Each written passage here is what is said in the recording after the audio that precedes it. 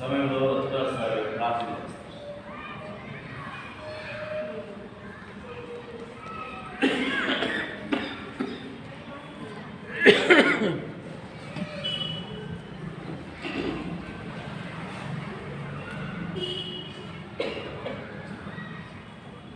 ప్రార్థన చేసుకుందాం. ప్రేమ కలిగిన మా తండ్రి కరుణారక్షక, ఇప్పటివరకు ఉన్న ప్రజలైనటువంటి కాచుకోవడానికి సాయంకాల సమయంలో ఈ మందిరాలను చేర్చుకుని ధ్యానించడానికి సమయం పెట్టి మీకు వెళ్ళని మదనైనా ఇప్పటివరకు మీరు చూపని పెట్టి ఈ కూడికలో అయినా ప్రతి పరిస్థితిని మాకు అనుకూలపరచండి, వాతావరణాన్ని మాకు అనుకూలపరచడానికి పెట్టుకుంటున్నాను. ఆయన రాష్ట్రాలు మాకు చెప్పబోతుంది, మీరే నింపరచబడండి. మీ రాష్ట్రాలను మీరే మాకు మంచి వర్తమానాన్ని అందించినట్టున్నాను. చేరువచ్చినప్పుడు ఆశీర్వదించండి. ఆయన మీరు చెప్తున్నారు, మీలో ఎవరికైనా దుష్ట హృదయం కలిగి ఉన్నారేమో అని జాగ్రత్తగా చూసుకోమని తెలియజేస్తూ ఉన్నారు. మాలో ఉన్న దుష్ట హృదయాన్ని తీసివేసినట్టు కృప చూపించండి. హృదయ రహస్యాన్ని కలిగిన గొప్ప దేవ మీకు మా హృదయంలో ఉన్న ప్రతి పాపాన్ని తీర్చేయమని వేడుకుంటున్నాను. ఆయన మీ సుయోగమైన కోరికలతో మేమంతా కలిసి పాల్గొంటుండగా ఈ సందర్భంలో మేమంతా మా హృదయాన్ని సరి చేసుకుంటూ మీకు అనుగ్రహించమని వేడుకుంటున్నాను. మా హృదయంలో మిమ్మల్ని కలిగి ఉండే స్థితి మాకు హృదయమని చేరువచ్చిన ప్రతి ఒక్కరిని ఆశీర్వదించమని మంచి వర్తమానంతో సంతృప్తిగా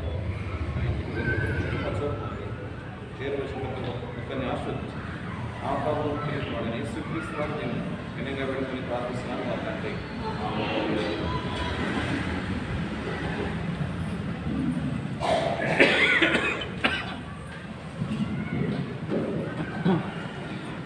రెండు నిమిషాలు మళ్ళా వేసి పిల్లల్ని అనేటువంటి ప్రార్థన పడదాం.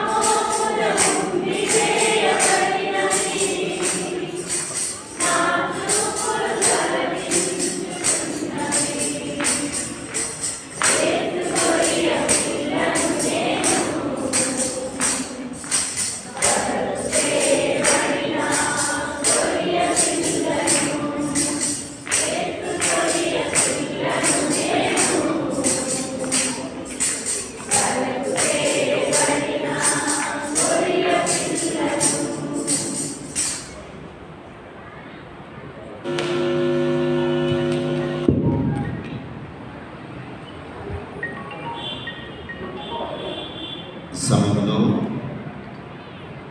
మన మధ్య ఉన్నటువంటి ప్రియ సహోదరులు ఉజ్జనపూడి సునీత మార్గరావు గారు వచ్చి దైవర్తమానాన్ని అందించాల్సిందిగా ప్రేమతోటి వారిని ఆహ్వానిస్తున్నాను.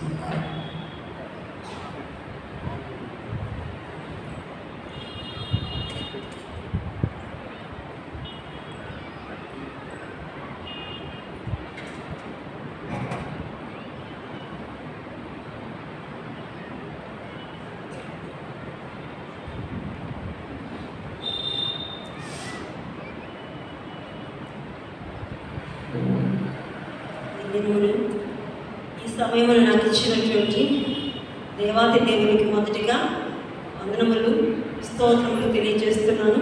ఇక్కడ కూడి ఉన్న ప్రతి ఒక్కరికి నా హృదయపూర్వక వందనాలు. ఈ సాయంకాల సమయంలో నాకు ఇవ్వబడినటువంటి అంశము క్రీస్తుతో మరి సమాప్తి. ఈ సాయంకాల సమయంలో నేను ఏం చెప్పదలుచుకున్నానంటే, పరిశుద్ధ గ్రంథంలో ఎన్నో బలులు మనం చూడవచ్చు. ఎలాంటివి అంటే పాప పరిహారార్థ బలి అని, దహన బలి అని, ప్రతిష్టాత్మకమైనటువంటి బలి అని, సమాధాన బలి అని, ఇలా మనం చాలా చూడవచ్చు. అయితే క్రీస్తుతో బలి సమాప్తి అని రాయబడింది కదా, అది ఏంటి అనే విషయాన్ని ఈ సాయంకాల సమయంలో మనం చర్చించుకుందాం. మనము బైబిల్ గ్రంథంలో పాత నిబంధనలో అసలు బలులు ఎవరు అర్పించేవాళ్ళు, ఎదు నిమిత్తం బలులు అర్పించేవాళ్ళు, ఎక్కడ బలులు అర్పించేవాళ్ళు, మరి దానివల్ల వచ్చే ప్రయోజనం ఏమిటి, అసలు బలులు ఎందుకు అర్పించాలి అనే విషయాలు కొన్ని తెలుసుకుందాం. అయితే దానియేలు గ్రంథము 12వ అధ్యాయము 11 నుండి 13 వచనములు మనం చూసినట్లయితే, దానియేలు గ్రంథము 12వ అధ్యాయము 11 నుండి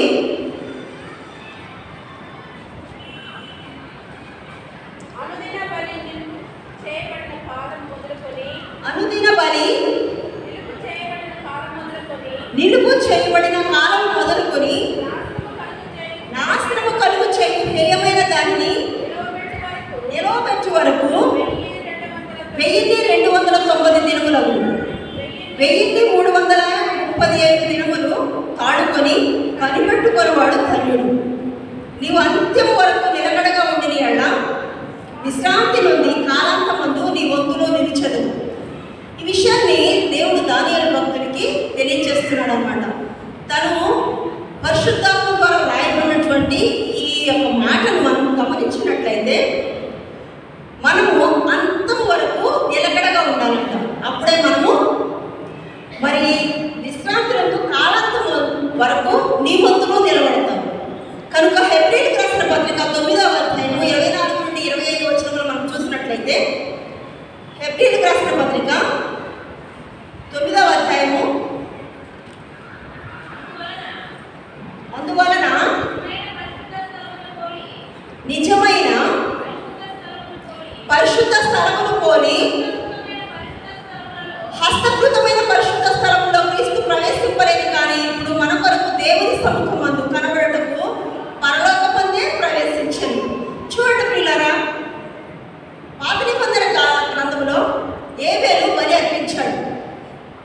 కయీను తన అన్నయ్యైనటువంటి కయీను కూడా బలి అర్పించాడు. దేవుడు ప్రశస్తమైన శ్రేష్టమైన దానిని కోరుకున్నాడు అని రాయబడినది. ఏబేలు బలిని యెహోవా దేవుడు స్వీకరించినట్టుగా మనం చూడవచ్చు. ఆదికాండము 4వ అధ్యాయం 4వ వచనంలో మనం చూసినట్లయితే, ఆదికాండము 4వ అధ్యాయము 4వ వచనంలో మనం చూసినట్లయితే, ఏబేలు కూడా తన మందలో తొలిచూలకు పుట్టిన వాటిలో క్రొవ్విన వాటిని కొని తెచ్చెను. యెహోవా ఏబేలును అతని అర్పణను లక్ష్యపెట్టెను. చూడండి పిల్లరా, ఇక్కడ మనం చూసినట్లయితే దేవుడు శ్రేష్టమైనది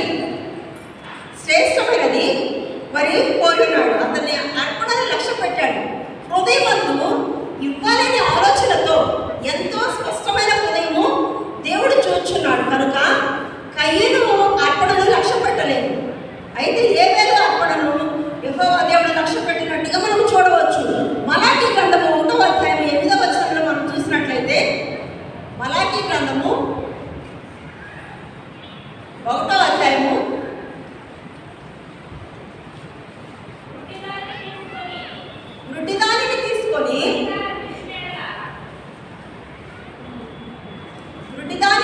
తీసుకొని బలిగా అర్పించిన ఎడల అది దోషము కాదా? కుంటిదానినైనను రోగము గల దానినైనను అర్పించిన ఎడల అది దోషము కాదా? అటు వాటిని నీ అధికారికి నీవు ఇచ్చిన ఎడల అతడు నీకు దయచూపున నిన్ను అంగీకరించునా అని సైనికులకు అధిపతి యెహోవా అడుగుచున్నాడు. ఈ సాయంకాల సమయంలో దేవుడు ఏమంటున్నాడంటే, మనము ఒక పని నిమిత్తం ఒక అధికారిని కలవడానికి వెళ్ళినప్పుడు ఎలా వెళ్తాము? శ్రేష్టమైనది, మరి మంచిది, మరి ఆయన కలవడానికి ఇష్టమైనది మనం తీసుకొని వెళ్తాము. అదే దేవుడికి ఇచ్చినప్పుడు అయితే మనము అంతగా దేవుడు చూడబోతున్నాడా? ఏదో ఒకటి ఇద్దాంలే, 100 రూపాయలు మార్చి 10 రూపాయలు ఇద్దాము, అది ఎవరైనా చూస్తున్నారా? కానీ ప్రియులారా, ఈ సాయంకాల సమయంలో దేవుడు లక్ష్య పెడుతున్నాడు, దేవుడు చూస్తున్నాడు. ఆయన మనకి అంతకంత ప్రతిఫలాన్ని ఇవ్వడానికి ఇష్టపడుతున్నాడు. కనుక మనము దేవునికి ఇచ్చే వాటిలో శ్రేష్టమైనది ఇవ్వాలి అనేది సాయంకాల సమయంలో తెలుసుకోవాలి. అలాగే హెబ్రీయులకు రాసిన పత్రిక 11వ అధ్యాయం 4వ వచనంలో కూడా మనం చూసినట్లయితే, హెబ్రీయులకు రాసిన పత్రిక 11వ అధ్యాయం 4వ వచనంలో, విశ్వాసమును బట్టి ఏమీను కైన కంటే శ్రేష్టమైన బలి దేవునికి అర్పించెను.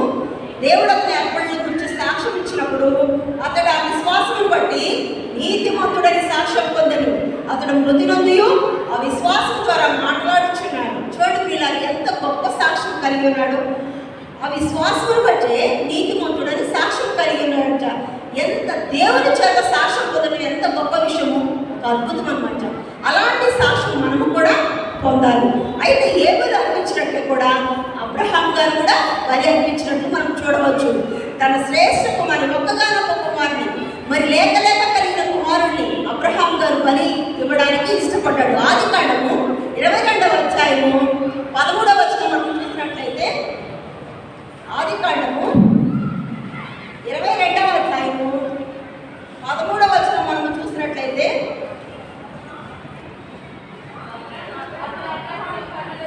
అప్పుడు అబ్రహాము కళ్ళెత్తి చూడగా పొదలో కొమ్ములు తగులుకొని ఉన్న ఒక పొట్టేలు వెనుక తట్టున కనబడెను. అబ్రహాము వెళ్ళి ఆ పొట్టేలును పట్టుకుని తన కుమారునికి మారుగా పెట్టి దహన బలిగా అర్పించెను. హృదయంలో లక్ష్యం పెట్టే దేవుడు, హృదయం చూస్తున్న దేవుడు, అబ్రహాము హృదయం జరిగిన దేవుడు ఏం చేస్తున్నాడంటే, తన ఒక్కగానొక్క కుమారుని ఇవ్వడానికి కూడా ఇష్టపడ్డటువంటి అబ్రహాము గురించి ఆలోచించిన వ్యక్తిగా దేవుడు ఏం చేస్తున్నాడు? ఒక పొట్టేలను పంపించాడట. చూడండి పిల్లలు, ఎంత గొప్ప దేవుడు అంటాం దేవుడు. కనుక తన కుమారుని ఇవ్వడానికి దేవుడు అబ్రహాం ఇష్టపడ్డాడు, కానీ దేవుడు తీసుకోవడానికి ఇష్టపడ్డాడు. అబ్రహాం, నువ్వు నా ఇష్టాన్ని, ఆయన హృదయాన్ని దేవుడు కనుక అతను ఏం చేశాడు? ఒక పొట్టేలు పంపించి తనకు మారుగా, తన కుమారునికి మారుగా దహన బలిగా అర్పించడానికి ఒక పొట్టేలు ముందుగానే సిద్ధపరిచినటువంటి దేవుడు అనమాట మన దేవుడు. అలాంటి దేవుడు మనం కలిగి ఉన్నాము. యోబు కూడా తన బలిని ప్రతి దినము తన బిడ్డల కోసం అర్పించేవాడంట. యోబు గ్రంథము 1వ అధ్యాయం 5వ వచనంలో మనం చూసినట్లయితే, భక్తుడైనటువంటి యోబు గారు ఇలా చేశాడు.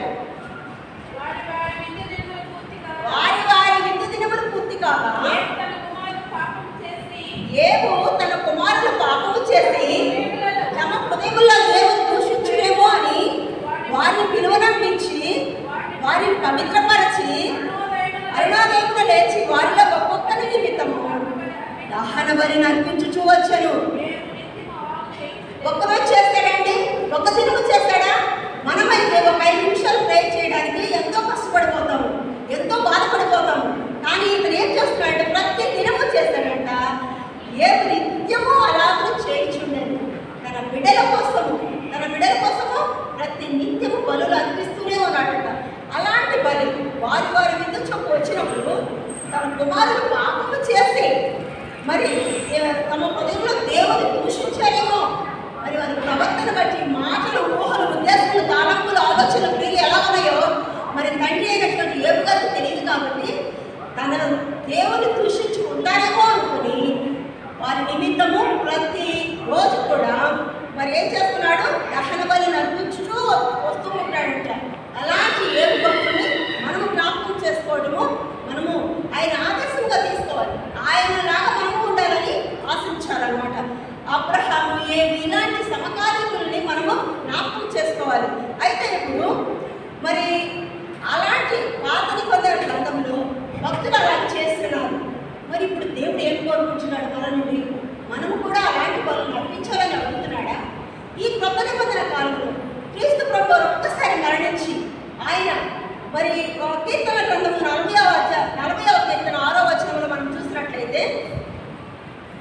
40వ కీర్తన, బలులనైనను నైవేద్యములైనను నీవు కోరుటలేదు, నీవు నాకు చెవులు నిర్మించుకున్నావు, దహన బలులైనను పాప పరిహారార్థ బలులైనను నువ్వు తెమ్మనలేదు.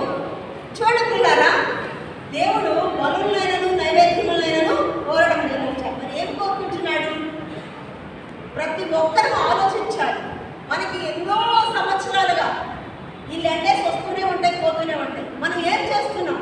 అయితే దేవుడు ఈ సాయంకాల సమయంలో ఏం అడుగుతున్నాడు? మరి నువ్వు నేను మనం చేసిన పాపముల నిమిత్తము బలులు అర్పించాలి అంటే రోజుకొక కోడి కూడా.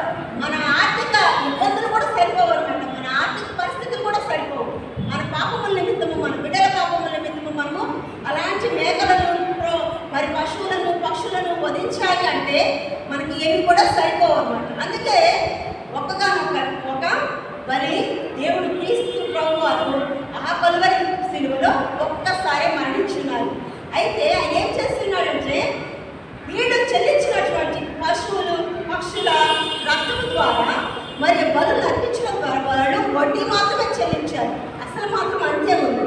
అసలు చెల్లించడానికి పరిశుద్ధుడు, నీతిమంతుడు లేడు, ఒక్కడూ లేడు అని చెప్పబడిన రీతిగా ఏ ఒక్కటువంటి పరిశుద్ధుని రక్తం కావాల్సినది కాబట్టి మరి వారు చెల్లించినటువంటి ఆ దహన బలులు, సమాధానార్థమైనటువంటి బలులు, మరి పాప పరిహారార్థమైనటువంటి బలులు అవన్నీ కూడా వడ్డీ మాత్రం. అసలు అలాగే ఉండిపోయింది. అయితే ఇప్పుడు పరిశుద్ధుడైనటువంటి ఒక మరి జగత్తు పునాది వేయబడకముందే తన కుమారుని ఈ లోకము నిమిత్తము, మన అందరి పాపముల నిమిత్తము మరి తన కుమారుని బలిగా ఇవ్వడానికి యెహోవా దేవుడు నిర్ణయించి ఉన్నాడు అనమాట. మత్తయి సువార్త 9వ అధ్యాయము 11వ వచనంలో మనం చూసినట్లయితే, మత్తయి సువార్త 9వ అధ్యాయము 11వ వచనం, అయితే నేను పాపులను పిలువవచ్చుదిని కానీ నీతిమంతులను పిలువరాలేదు కనుక కనికరమునే కోరుచున్నాను కానీ బలిని కోరను అను వాక్యం ఏమిటో మీరు వెళ్ళి నేర్చుకోరుడని చెప్పాను. ఇక్కడ దేవుడు అందరూ పాపులే లోకంలో, నీతిమంతుడు లేడు, ఒక్కడునూ లేడు. కాబట్టి అయితే నేను పాపను పిలవడానికి దేవుడు ఈ లోకానికి వచ్చానని చెప్తున్నాడు. అందుకని దేవుడు ఏమి కోరుకుంటున్నాడు? బలిని అర్పణ కోరుకోవడం లేదు. మరి ఏమి కోరుకుంటున్నాడు అనే విషయాన్ని మనం చూడవచ్చు. మరి దేవుడు మన కొరకు ఏం చేశాడు అంటే ఎఫెసీయులకు రాసిన పత్రిక 5వ అధ్యాయము, ఎఫెసీయులకు రాసిన పత్రిక 5వ అధ్యాయము 2వ వచనం మనం చూసినట్లయితే, క్రీస్తు మిమ్ములను ప్రేమించి పరిమళ వాసనగా ఉంటకు మన కొరకు, ఎవరి కొరకు అండి? మన కొరకు తను తాను దేవునికి అర్పణముగాను బలిగాను అప్పగించుకోలేను. ఇది కదా నిజమైనటువంటి పని, ఇది కదా మనం అందరికీ కావాల్సినటువంటి పని. మనము చేయలేని, ఎవ్వరూ చేయలేనటువంటి త్యాగాన్ని దేవుడు యేసు ప్రభు వారు మన కోసం ఆ కలువరి సిలువలో అర్పించున్నారు అన్నమాట. ఏంటి? మన అపరాధములకు క్షమాపణ కలిగి ఉన్నది, తద్వారా మనకి మరి మన పాపములకు క్షమాపణ కలిగి ఉన్నది. ఎఫెసీయులకు రాసిన పత్రిక 5:2 ఈ విధంగా మనము చూసి ఉన్నాము. ఎట్లనగా తన ప్రియయందు, ఎఫెసీయులకు రాసిన పత్రిక 5:2 మనము ఈ విధంగా గమనించగలము. క్రీస్తు మిమ్మల్ని ప్రేమించి పరిమళ వాసనగా ఉంటకు మన కొరకు తను తాను దేవునికి అర్పణముగాను బలిగాను అప్పగించుకునేది. అలాగనే మీరును ప్రేమ కలిగి నడుచుకోండి. ఫిలిప్పీయులకు రాసిన పత్రిక 4వ అధ్యాయం 18వ వచనంలో కూడా దేవుడు ఈ విధంగా చెబుతున్నాడు. పౌలు భక్తుడు ఫిలిప్పీయులకు రాస్తూ 4వ అధ్యాయం 18వ వచనంలో, నాకు సమస్తమును సమృద్ధిగా కలిగి ఉన్నది, మీరు పంపిన వస్తువులు ఎపఫ్రోదితు వలన పుచ్చుకొని ఏమీ తప్పు లేకపోయినాను, అవి మనోహరమైన సువాసనయు దేవునికి ప్రీతికరమైన ఇష్టమునైన యాగమునై ఉన్నది. ఈ విధంగా పౌలు భక్తుడు తన స్వార్థ పరిచర్యలో ఉన్నప్పుడు మరి ఈ విధంగా ఫిలిప్పీయులకు ఒక పత్రికను రాస్తూ ఈ విధంగా వ్రాసి ఉన్నాడు అనమాట. నేను అన్నీ కలిగి ఉన్నాను, నాకు ఏమీ తక్కువ లేదు. అయితే మీరు పంపిన వస్తువులు కూడా నేను పుచ్చుకొని ఉన్నాను. అవి ఎలా ఉన్నాయంటే మనోహరమైనటువంటి సువాసనయు దేవునికి ప్రీతికరమును ఇష్టమునైన యాగమునై ఉన్నవి. మనము దేవునికి చేయాల్సింది ఒకటేనండి, ప్రార్థన. యాచనలు, అర్పణలు, దేవుడు బలులు కోరడం లేదు, కానీ ఒక సువాసన అంటే ఆ ప్రార్థన ఆ దేవునికి మరి మనకు అర్పించాల్సిన వారమై ఉన్నామన్నమాట. మరి హెబ్రీయులకు రాసిన పత్రిక 9వ అధ్యాయం 26వ వచనంలో మనం చూసినట్లయితే, అట్లయినా జగత్తు పునాది వేయబడినది మొదలుకొని ఆయన అనేక పర్యాయములు శ్రమ పడవలసి వచ్చును. అయితే ఆయన యుగముల సమాప్తి యందు తను తానే బలిగా అర్పించుకున్న వలన పాప నివారణ చేయుటకై ఒక్కసారి ప్రత్యక్షపరచబడింది. ప్రతి సంవత్సరము యాజకుడు ప్రతి ఒక్కరి పాపముల నిమిత్తము ఒక బలి పశువును తెచ్చినప్పుడు తన కోసం మొదట మరి ఆ పశువును వధించి తన పాపాలు ప్రక్షాళన చేసుకున్నాక ప్రజలందరి పాపముల నిమిత్తము అహరోను సంతతికి ఆ పనిని అప్పగించి ఉన్నారు అనమాట. 12 గోత్రంలో ఉన్నటువంటి అహరోను సంతతి వారు ఈ పని చేసేవారు. అయితే ఇప్పుడు మనము మరి ఆ అతి పరిశుద్ధమైన స్థలంలో ఆ బలి అర్పించవలసి ఉంటుంది.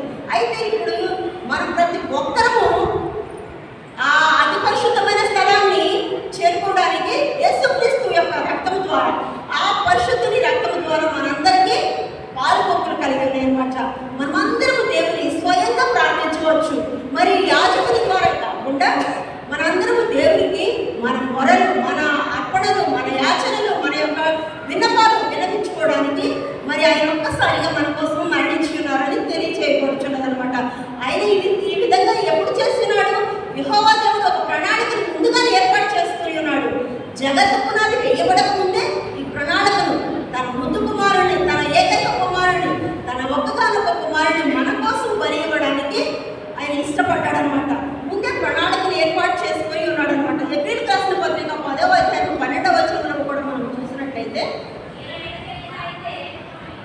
ఈయన అయితే పాపముల నిమిత్తమై సదాకాలము నిలిచి ఒక్క బలిని అర్పించి అప్పటి నుండి తన శత్రువులు తన పాదములకు పాదపీఠముగా చేయబడి వరకు కనిపెట్టుచు దేవుని కుడిపార్శ్వమున ఆసీనుడాయను. ఒక్కసారే దేవుడు మరి మనకు కావలసినటువంటి పేమెంట్ అంతా చెల్లించేసేసి ఆయన ఏం చేస్తున్నాడంట? తన తండ్రి కుడిపార్శ్వమున ఆసీనుడై ఉన్నాడంట. ఎందు నిమిత్తము? నా బిడ్డలు ఇంకా నన్ను స్తుతిస్తారు, ఇంకా మారుతారు, ఇంకా రక్షింపబడతారు, ఇంకా నా దగ్గరకు వస్తారు అని ఆయన ఎదురు చూస్తూనే ఉన్నాడు. ఆయన రెండవ రాకడను ఆలస్యం చేయడానికి గల కారణాలు ఇవి. ఇంకా మారుతారు, ఏ ఒక్కరు నశించి నరకంలో పోట ఆయనకు ఏమాత్రం ఇష్టం లేదు కనుక ప్రతి ఒక్కళ్ళు మరి మారు మనసు పొంది రక్షింపబడాలని మన ప్రభువారు ఇష్టపడుతున్నారు. ఆయన ఆశ ఆకాంక్ష మన మీద, బిడ్డలుగా మన మీద ఆయనకి ఇలాంటి కోరిక ఉంది. మనము ఆ విధంగా బ్రతకాలని ఆయన మరి ఆశిస్తున్నారు. కాబట్టి మనము అలా బ్రతకాలి. ఎలాంటి బలి మనం అర్పించాలి అంటే, కీర్తనల గ్రంథము 51:17 మనం చూసినట్లయితే, 51వ కీర్తన, ఇరిగిన మనసే దేవునికి ఇష్టమైనటువంటి బలి అంట. చూడండి ప్రియులారా, మనందరము మన దైనందిన జీవితంలో మనం ఎలా ఉండాలి? క్రీస్తుని పోలి మనం జీవించాలి. అదేవిధంగా విరిగి నలిగిన మనసే ఆయనకి ఇష్టమైనటువంటి బలి అనమాట. నువ్వు ఏ పొట్టేలుని కొనాల్సిన అవసరం లేదు, ఏ పశువుని కొనాల్సిన అవసరం లేదు, దాన్ని బలిగా ఇవ్వాల్సిన అవసరం లేదు. విరిగి నలిగిన మనసును కలిగి ఉండటమే దేవునికి ఇష్టమైన బలి అని చెప్పుచున్నారనమాట. హెబ్రీయులకు రాసిన గ్రంథం, హెబ్రీయుల పత్రిక 13వ అధ్యాయం 15వ వచనంలో మనం చూసినట్లయితే, జిహ్వాఫలము స్తుతియాగము దేవునికి ఇష్టమైనటువంటి బలి అని చెప్పుచున్నారు. హెబ్రీయులకు రాసిన పత్రిక, కాబట్టి ఆయన ద్వారా దేవునికి ఎల్లప్పుడూ స్తుతియాగము చేయుదము, అనగా ఆయన నామమును ఒప్పుకొనుచు జిహ్వాఫలము అర్పించుదము. ఈ విధంగా మనము జీవించాలని, మనము చేసే ప్రతి స్తుతియాగము ఆయనకి బలేనండి. ఎందుకంటే మన యొక్క పేమెంట్ ఆయన చెల్లించేస్తాడు ఆల్రెడీ. ఆయన కలువరి సిలువలో మన కోసం మరణించున్నాడు. కాబట్టి మనం ఇంక ఏమి బలిని అర్పించాల్సిన అవసరం లేదు. ప్రతి నిత్యము స్తుతియాగము చెల్లించడము, మరి ఇరిగిన మనసును కలిగి ఉండటమే ఆయనకి ఇష్టమైనటువంటి పనిగా చెప్పబడుచున్నది అనమాట. మార్కు సువార్త 12వ అధ్యాయం 33వ వచనంలో మనం చూసినట్లయితే, మార్కు సువార్త 12వ అధ్యాయము, పూర్ణ హృదయముతోను, పూర్ణ వివేకముతోను, పూర్ణ బలముతోను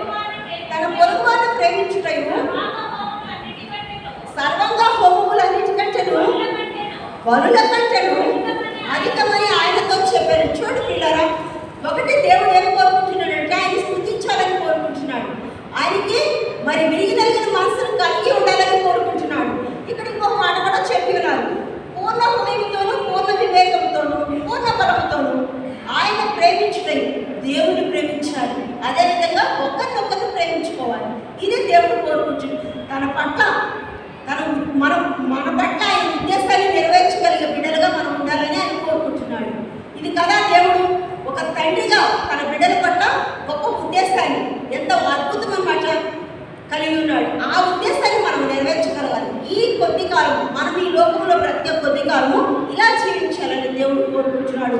మొదటి పేతురు గ్రంథము, మొదటి పేతురు పత్రిక 2వ అధ్యాయము 5వ వచనంలో మనం చూసినట్లయితే, యేసుక్రీస్తు ద్వారా దేవునికి అనుకూలముల ఆత్మ సంబంధమైన బలులను అర్పించుటకు పరిశుద్ధ యాజకులుగా ఉంటున్నట్లు మీరును సజీవమైన రాళ్ళవలె నుండి ఆత్మ సంబంధమైన మందిరములుగా కట్టబడుచున్నారు. ఏమంటున్నాడండి? మనమంట యేసు దేవుని ఆత్మ సంబంధమైన బలులను అర్పించుటకు పరిశుద్ధ యాజకులు అంట. ప్రతి ఒక్కరిని దేవుడు ఏ విధంగా సంబోధిస్తున్నాడంటే పరిశుద్ధ యాజకులుగా ఉండాలని ఇష్టపడుతున్నాడంటే, ప్రతి ఒక్కరు పరిశుద్ధ యాజకులుగా దేవునికి ఇష్టమైనటువంటి బలి స్తుతియాగమును అర్పించాలని ఆయన ఇష్టం. మీరు సజీవమైన రాడవల నుండి ఆత్మ సంబంధమైనటువంటి మందిరములుగా కట్టబడాలంట. ఈ లోకంలో ఆత్మ సంబంధమైనటువంటి మందిరములుగా మనం కట్టబడుచున్నామా? మనం ఎన్నో వాక్యాలు వింటూనే ఉంటాము, ప్రతి నిత్యము ఆయనతో ఉన్నట్టే ఉంటాము కానీ ఉండము, దేవుల్లో ఉన్నట్టే ఉంటాము కానీ ఉండము. చూడండి పిల్లరా, ఇలాంటి సహజమైనటువంటి జీవితాలు మనకు కాదు, కానీ దేవుల్లో ఉండాలని ఆయన ఇష్టపడుతున్నాడు. అలాంటి జీవితాలు మనమందరం కూడా కలిగి ఉండాలి. పాత నిబంధన గ్రంథంలో బలులు అర్పించారంటే పాపాలకు సంబంధించినటువంటి మరి అసలు అంతే ఉండిపోయింది, వడ్డీ మాత్రం వాళ్ళు పే చేస్తూ వచ్చారు. అయితే పిల్లరా, హెబ్రీయులకు రాసిన గ్రంథం 7వ అధ్యాయము 27వ వచనం ప్రకారము దేవుడు క్రీస్తు యేసు బలి ద్వారా, క్రీస్తు యేసు కలువరి శిలువలో మరణించడం ద్వారా ఆ పని ముగించారని వ్రాయబడినది. హెబ్రీయులకు రాసిన పత్రిక 7వ అధ్యాయము 7:27లో మనం చూసినట్లయితే, ధర్మశాస్త్రము బలహీనత గల మనుషులను యాజకులుగా నియమించును కానీ ధర్మశాస్త్రమునకు తర్వాత వచ్చిన ప్రమాణపూర్వకమైన వాక్యము నిరంతరమును సంపూర్ణ స్థితి పొందిన కుమారుని నియమించను కనుక ఈయన ప్రధాన యాజకుని వలె మొదట తన సొంత పాపముల కొరకు, తర్వాత ప్రజల పాపముల కొరకు దినదినము బలులను అర్పించవలసిన అవసరము కలవాడు కాడు. తను తాను అర్పించుకున్నప్పుడు ఒక్కసారి ఈ పని చేసి ముగించాడు. ప్రతి ప్రధాన యాజకుడైనటువంటి యేసు ప్రభువు తన కోసము బలులను అర్పించుకొని ప్రజల కోసము బలులను అర్పించడం కాదు, కానీ ఆ పరిశుద్ధమైనటువంటి వ్యక్తిగా ఆయన ఏం చేశారంటే ఒక్కసారి ఆ పని ముగించేశారంట. ఇక మనం చేయాల్సినటువంటి చిన్న పని ఏంటంటే ఆ పరిశుద్ధమైన రక్తంలో మన పాపను కడుక్కోవడమే. అలాంటి చిన్న పని మనం చేయగలిగినప్పుడు మనము ఆయనతో కూడా ఉంటాము, ఆయనలోనే ఉంటాము.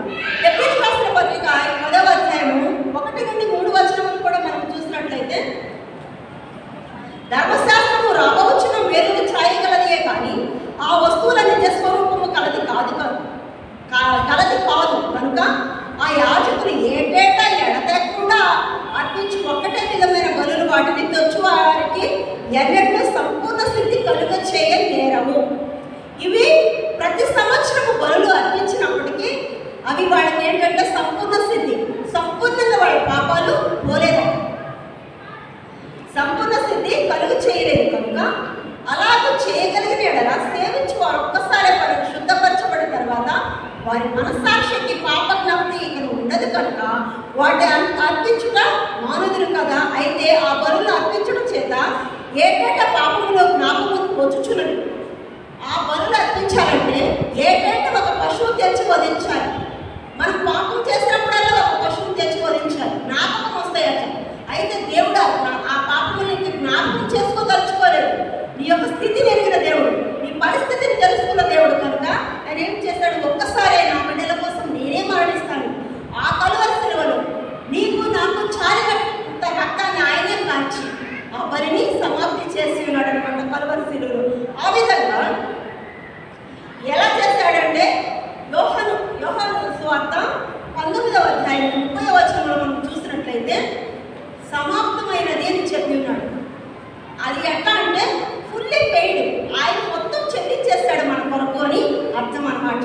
సమాప్తమైంది అని కలువరి శిలువలో ప్రభువారు పలికిన మాట ద్వారా మనము ఈ విధానాన్ని తెలుసుకోవచ్చు అనమాట. ఇంకా చెల్లించడానికి ఏమీ లేదు, పక్షులను అర్పించాల్సిన అవసరం అంతకంటే లేదు. మరి ఏం చేయాలంటే బలులు నైవేద్యాలు అర్పించాల్సిన అవసరం కూడా లేదు. ప్రియులారా, హెబ్రీయులకు రాసిన పత్రిక 9వ అధ్యాయము పరిశుద్ధ స్థలంలో ప్రవేశించడానికి ఆయన ఏర్పాటు చేసినటువంటి విధానమై ఉన్నది. హెబ్రీయులకు రాసిన పత్రిక 9వ అధ్యాయము 12వ వచనంలో చేసినటువంటి ఆ పరిశుద్ధమైనటువంటి త్యాగం ఎంత గొప్పది. ఈ సాయంకాల సమయంలో మనము తలుచుకుంటే ఆయన మనకు చేసినటువంటి మేలులు కానీ ఉపకారములు కానీ ఏమన్నా ఉన్నాయంటే మనము ఆయనతో కూడా ఉండాలని ఒక స్థలం సిద్ధపరచడానికి వెళ్ళి ఉన్నాడు. ఆ పరిశుద్ధ స్థలంలో నేను ఉండాలంటే ఈ యొక్క క్రీస్తు రక్తంలో నేను కడగబడాలి అంటే ఏం చేయాలంటే ఆయనని నిజ స్వరూపుడు నిజ రక్షకునిగా అంగీకరించి ఈ సాయంకాల సమయంలో గొప్ప నిర్ణయాన్ని తీసుకోగలగాలి. నీకై నువ్వు స్వపరీక్ష చేసుకోగలగాలి. అలా ఉన్నట్లయితే మనము క్రీస్తు బలి సమాప్తి అయినదని, ఆ క్రీస్తు బలి ద్వారా మనకు రక్షణ కలుగుతున్నదని, ఆ క్రీస్తు బలి ద్వారా మనము మరి ఆ నిరీక్షణ ఏ నిరీక్షణతో బ్రతుకుతున్నాము. మరి ఎంతోమంది ఇక్కడ ఉన్నారు కానీ మనం మాత్రం ఇక్కడ ఎందుకున్నాము అంటే క్రీస్తు ప్రభువారు మన పట్ల ఒక ప్రణాళికను, ఒక ఉద్దేశాన్ని, ఒక ప్రత్యేకమైనటువంటి జనముగా, ఒక ఏర్పరచబడినటువంటి జనాంగంగా మనం చేసి ఉన్నది కనుక ఆయన మన కోసము ఈ యొక్క పరిశుద్ధమైన రక్తాన్ని కాచి ఉన్నారు కనుక ఈ పరిశుద్ధ రక్తంలో నువ్వు నేను మనము శుద్ధి చేయబడాలని, మరి ఆ క్రీస్తు బలి ద్వారా మనము మన పాపాలు క్షమింపబడాలని కోరుకుంటూ నా సందేశాన్ని ముగిస్తున్నాను.